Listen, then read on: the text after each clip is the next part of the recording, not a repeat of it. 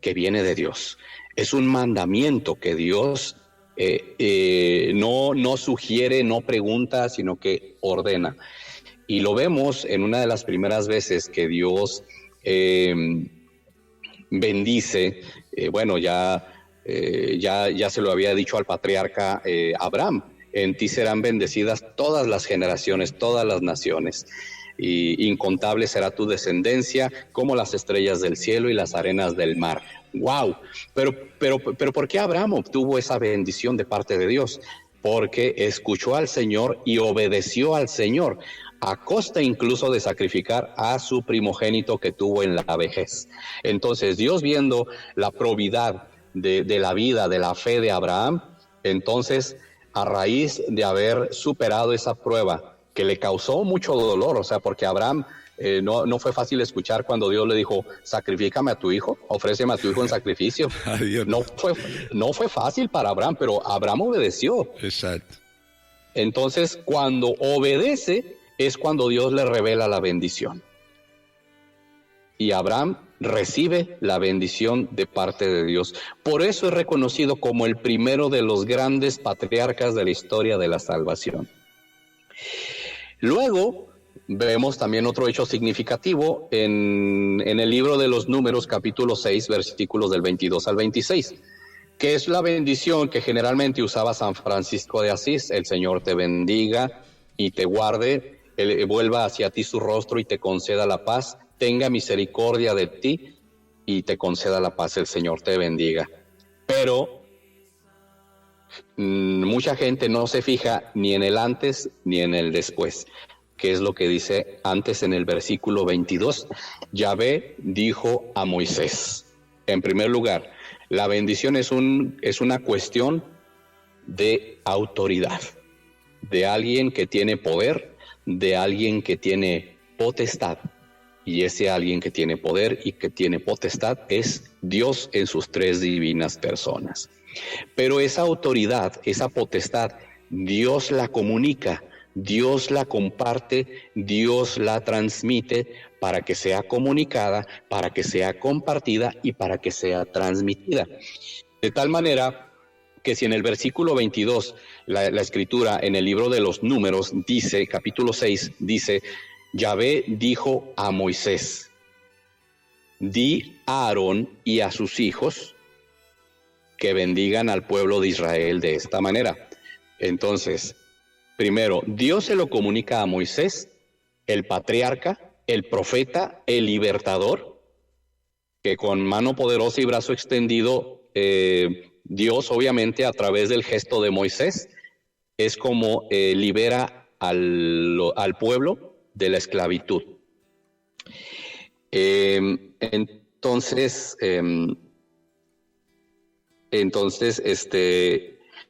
¿quién era Aarón y quién eran los hijos de Aarón? Aarón era el sumo sacerdote y sus hijos también eran sacerdotes. ¿Qué significaba eso? Que eran los únicos que podían entrar al lugar santísimo, al santo de los santos. Todavía no estaba construido el templo, sino que Dios habitaba en una tienda donde estaba el arca de la alianza. Y los únicos que podían entrar al santo de los santos eran los sumos sacerdotes, la clase sacerdotal. Entonces, ¿cómo esa autoridad Dios se la da a Moisés y a través de Moisés se pasa a los sacerdotes, a los que ofrecen? Y entonces finalmente los sacerdotes son los encargados de transmitir la ordenanza de Dios y comunicar la bendición. Y en el versículo 26 o 27 dice: así le enseñarás a los hijos de Israel. Entonces nos damos cuenta, hermanos, que es una orden de parte de Dios, no es una sugerencia, no es un a ver si quieres, no es un a ver si estás de ánimo, no es un a ver si estás de buenas, no, sino que hazlo. ¿Por qué? Porque la autoridad de Dios, Dios papá, Dios a ti papá, Dios a ti mamá, te la comunica por el simple hecho de que eres bautizado, y de que junto con Dios eres co-creador de la vida humana, que ya de por sí es una bendición.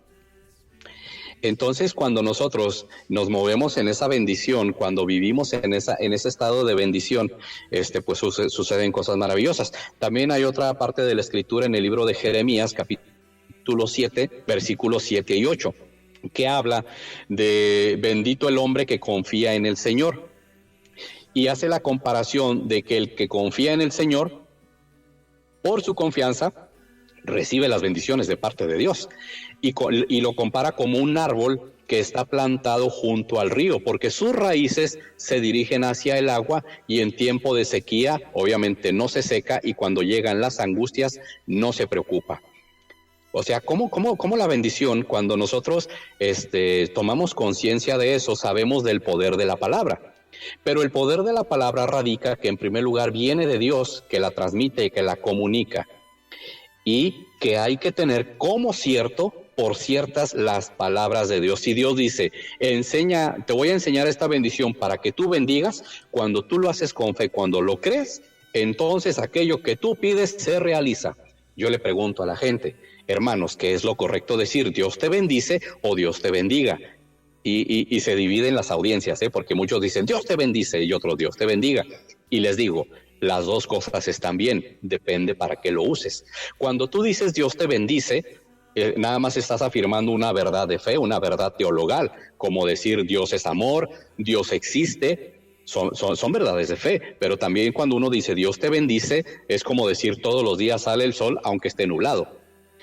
Pero cuando yo digo Dios te bendiga, es un verbo, y todos los verbos comunican una acción. Entonces, cuando yo digo Dios te bendiga, yo le estoy diciendo a Dios, le estoy pidiendo que su favor, su bendición, alcancen tu vida, alcancen tu corazón, lleguen a tus bienes materiales, económicos, morales, espirituales, los protejan, los prosperen, los mantengan y los hagan crecer. Y para muchos papás de familia es una noticia maravillosa. Entonces yo puedo bendecir a mi hijo, yo puedo bendecir a mi hija. Claro que sí. Amén. Entonces yo también le he tenido oportunidad de enseñarle a la gente, cuando tú vayas a bendecir a tu esposo, a tu esposa, cuando vayas a bendecir a tus hijos, ponte de pie, porque estar de pie comunicando una ordenanza de Dios significa una cuestión de autoridad. Y ese hijo tuyo, esa hija tuya, ese esposo tuyo o esa esposa tuya, cuando te ven que lo realizas corporalmente de la manera correcta, entonces entienden que la bendición también es un acto y es un gesto solemne ante el cual hay que guardar sumo respeto y total seriedad. Porque a veces no sabemos bendecir. A veces nada más, mamá, ya me voy, dame la bendición. Y la mamá así bien perezosa del sillón, sí, hijo, Dios te bendiga en el nombre del Padre, del Hijo y del Espíritu Santo. Y no sé qué garabato les lanza, pero no hacen la señal de la cruz. Entonces yo le he dicho a los padres de familia, no, póngase de pie, o si está en su cama, siéntese en su cama, póngase derecha o derecho, y traste una buena señal de la cruz, impóngale la mano a esa persona y aquello que usted le pide se va a realizar. Que llegues con bien, si van a salir a una fiesta, si van a salir a un viaje, el Señor va a realizar aquella acción que usted le está solicitando. Y sobre todo la bendición, José y hermanos, tiene otro aspecto que nos ayuda no solamente a vivir en la presencia constante de Dios, sino que también uno de los frutos de reconocer la bendición, de bendecir, es que también nos mantiene en un estado de gratitud. Y la gratitud no solamente nos ayuda a sanar, no solamente favorece y acelera nuestro camino de liberación, sino que también a nivel de nuestro organismo hace que nos enfermemos menos, que tengamos menos estrés, que superemos con mayor facilidad el dolor, el sufrimiento, las enfermedades, y todo esto también va repercutiendo en que tengamos incluso mejor salud física. ¿Qué te parece? Bendito sea el Señor. De manera que la bendición hay que buscarla, pero al mismo tiempo también hay que merecerla, porque bueno, confiamos, somos obedientes, conocemos la palabra y entendemos que de quién viene esa gran bendición. Es poderosísimo cuando la buscamos así, cuando entendemos todo esto, o cuando creemos que la bendición es un acto de magia, como que llega así de repente y como si fuera algo mágico, que puede ser un error muy común entre nosotros cuando no entendemos ni profundizamos estos conceptos y estas ideas que tú nos estás diciendo hoy, ¿no? Sí. Entonces, nos da conciencia de quiénes somos y de quién es Dios. Pero también nos damos, sí me estás escuchando, ¿verdad? Porque como que Sí. se perdió la señal un poquito. Ok. Nos da conciencia también de la providencia de Dios. La bendición, hermanos, no solamente es un acto de amor, ni de la potestad y del poder de Dios. También es un acto de la providencia de Dios. Dios provee. Miren, nos dice el Salmo 20 en el versículo 4, que Dios te conceda lo que tu corazón desea y que haga que se cumplan todos tus planes. Pero hay que ver qué es lo que nuestro corazón desea y cuáles son los planes que tenemos, porque vamos a recibir bendición si nuestro corazón tiene deseos y sentimientos puros. Por eso hay que tener pureza de corazón y rectitud de intención. Entonces, si aquello que nosotros pedimos y ponemos en manos de Dios está de acuerdo con sus planes, es cosa buena y no hay actitud de pecado ni de vicio, claro que el Señor lo va a bendecir, porque a veces hay gente que pide bendiciones para las motivaciones equivocadas. Por ejemplo, ay Señor, dame ese hombre, mira que él me quiere, yo lo quiero, permítenos estar juntos, Señor, pongo ese deseo en tus manos. Y me imagino a Dios diciendo, no se va a poder. ¿Por qué no, Señor? Si yo lo quiero, si yo lo amo. Tú sí lo podrás amar y querer mucho, pero resulta que ese hombre es casado. Entonces hay que solicitar, hay que orar con la motivación correcta. Exacto. Cuando hay una situación de vicio, cuando hay una situación de pecado, hermanos, no nos engañemos, ni podemos engañar a Dios. Dios, ya lo he mencionado antes en otros programas, Dios escucha todas nuestras oraciones, pero no las responde todas, ni las responde de igual manera, ni las responde todas al mismo tiempo. La primera manera en que Dios puede responder una de nuestras oraciones es diciéndonos no. Lo que me pides no está de acuerdo con mi voluntad, ni es para tu santificación, ni edificación de los demás. Tenemos que darnos cuenta cuando Dios nos dice no. Incluso si Dios nos dice que no, eso también representa una bendición, porque nos ubica, nos pone los pies en la tierra y nos enseña a pedir. Por eso San Pablo dice, ustedes, refiriéndose a todos nosotros, no saben pedir como conviene, por eso pidan Espíritu Santo. Entonces, ¿queremos tomar buenas decisiones? ¿Queremos caminar rectamente en la vida? Tenemos que preguntarle al Espíritu Santo si aquello que estamos pidiendo, si aquello que estamos siguiendo, corresponden a su santa voluntad.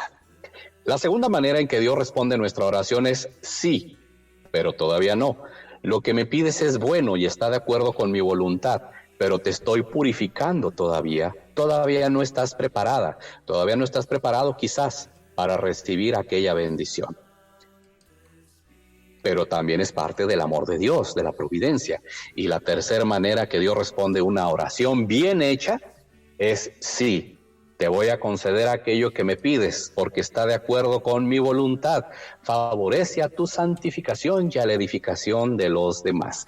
Y la bendición entra en ese ámbito, cuando nuestros deseos, nuestros pensamientos son puros, hay rectitud de intención y sobre todo nos llevan a cosas buenas. Y quiero comentar también que en el libro de los Proverbios, capítulo 16, versículo 3, nos dice, Pon en manos del Señor todas tus obras y tus proyectos se cumplirán.